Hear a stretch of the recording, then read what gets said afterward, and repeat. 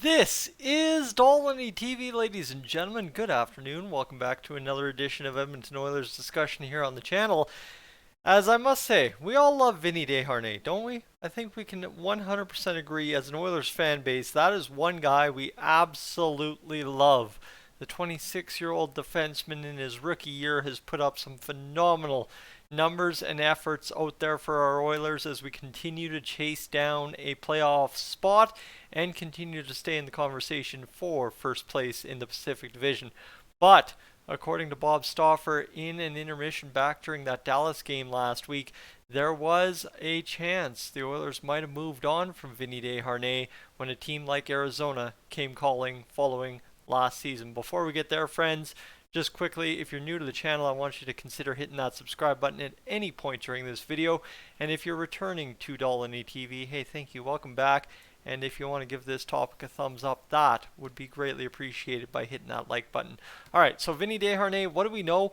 I quite honestly didn't catch too much of Bob Stauffer's intermission report, and honestly from what Jack and Louie made it sound like when I did catch the follow-up from them in the game, is it was just more or less Vinny Desharnais had a phenomenal year in the AHL back in 21-22, and then of course that caused teams like Arizona to come calling during the NHL offseason this past year, which, I mean, you know what? When you've got a 6'7" defenseman putting up the numbers that Vinny Desharnais did last season in Bakersfield, I think it's very well warranted that a team like Arizona or other teams in their situation would come calling around and looking for a guy like that to be available, especially when you look at the Oilers' right side as of the start of the year. You would have had Barry, you would have had Bouchard, and yes, you had Cody Ceci. So for the Oilers, they were pretty well stocked up. And I mean, Slater Cuckoo was in that little mix there too, as well as Marcus Niemelainen. But the cream that rose to the top was Mr. Vinny Desharnais this season, and obviously Philip Broberg, throw him in there too. But just to give you a light update on the right-hand shot defenseman that's 6'7" for the Oilers, what he did last year was 27 points in 66 games played and a plus 36 on the back end for the Bakersfield Condors. In 13 games this year down in Baco, he only had 2 points and only 5 points so far in 25 games with the Oilers, but he has been an absolute phenomenal piece of what has been a much improved blue line in the back half of this season so far. That said, well, you look at these numbers and you're like, oh, I guess the Oilers could have lost that. Well, like I said, the details are rather sketchy from what I heard on the broadcast in that Dallas game, but just an idea, right? Vinny Desharnais drafted 7th round, 183rd overall in 2016. Signed an entry-level contract March 2nd, 2022, so he would have been on an NHL deal at this time, a $762,500 cap hit. So there's a lot to like for any team that would have been looking to give a mid-20s defender with that range, that size, that body a chance to make something of it in the NHL.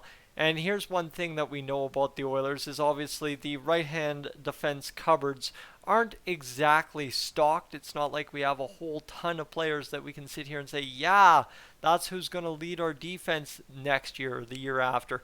Right, Evan Bouchard is still our starlet on the right side. Obviously, you've got a guy like Cody Ceci, who is a big piece of the blue line. Philip Broberg can play the right side. Apparently so can Mattias Ekholm. But when you want to try and make something of this Oilers defense going forward, is there isn't anyone in the minors there that you can really point to that says, hey, this guy's going to have an impact next year. And especially when I think Ken Holland would have taken stock of things in the offseason. And I think we didn't get a timetable on when this whole Arizona calling in on Vinny Desharnais took place, as far as I know from that Dallas game. But just the idea that they did call, that would mean probably NHL draft, NHL free agency, when Ken Holland already knew what he was going to do with this team this year. And obviously, too, you know, kind of the complication we had going into this year where the tight cap situation, having to move the pieces and the dollars up and down to make every last little bit fit to allow us to acquire at the end of the line a guy like Matthias Ekholm and Nick Bjugstad, and oh yeah, dump Jes Puljujärvi for a Patrick Pistola player. Well, right at the end of the day, there's a lot of puzzle pieces that had to move around there, and one of the biggest was finding a value contract like Vinny Desharnais on this squad. And I think the biggest thing that I have missed in the first 5.5 minutes of this video is Vinny Desharnais was going to be a member of the Oilers from the start of the season. He would have come in based on what we've seen in his 25 games this year. He would have come into camp and stolen Ryan Murray's spot hands down, right? The salary cap obviously would have worked a little bit differently, but there was no chance Ryan Murray would have outcompeted what we've seen from Vinny Desharnais this year, and especially if he had been healthy, right? He was injured in Connor's captain's skates there earlier in the season, didn't suit up until quite a sizable chunk into the year, plays 13 games in Bakersfield, and then suddenly bing bang boom, he's up with us the rest of the year.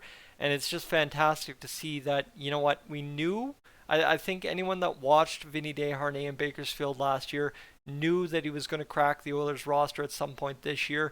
And I think too, for me, having followed him all the way back from 18-19 when he was still back in college, is just, you knew this guy was special just because the Oilers had size, physicality, and of course a right-hand shot coming through the blue line pipeline there in the minors, and it panned out very well, and it's panning out very well at the pro level. However, just to see like Ken Holland recognize that, right? There's a lot of things that go unseen in a general manager's job day to day, year to year, as they continue on and running a team. And I really, it's not even that I'm trying to clickbait this for trade rumors. I'm really trying to clickbait this to give Ken Holland the props that he deserves for when a team like Arizona comes checking in last offseason. Hey, is that guy available? He seems like we could give you something for him. Well, Ken Holland instead recognizes what he needed to do with the team this year and what he had in a guy like Vinny Desharnais, right? Desharnais, from everything we've been told about his journey to the NHL, is a guy you want on your NHL squad. A guy that comes in every single day knowing nothing is given, everything is earned. And obviously, too, he makes his opponents earn every inch of ice they get against him out there, game in, game out. So that's just one of those huge things, right? I've given you the story of what the idea was, but the best part I can tell you right now is we have to give props to Ken Holland for holding on to an absolutely valuable piece. And I guess, right, there was a time where Michael Kesselring was in the Oilers system too, but when you're buried behind Markus Niemelainen, who still doesn't have a playing spot on this Oilers roster either, there's a lot to say about this Oilers team in terms of the defense. We've got the top 7 guys. We've got obviously Ryan Murray, we probably won't see at all, if ever again, in an Oilers uniform, but he was part of the depth chart at the start of the year, but he was necessary because of what happened with Vinny Desharnais getting stuck in the situation he did in the captain's skates. But props to Ken Holland for holding on to a guy who has been an absolute bright spot for us this year, friends. I'm Tyson, this is Dolynny TV. Thanks so much for listening to me, right? These are much lighter topics. These are much less dynamic topics than we had over the past few months leading into the NHL trade deadline.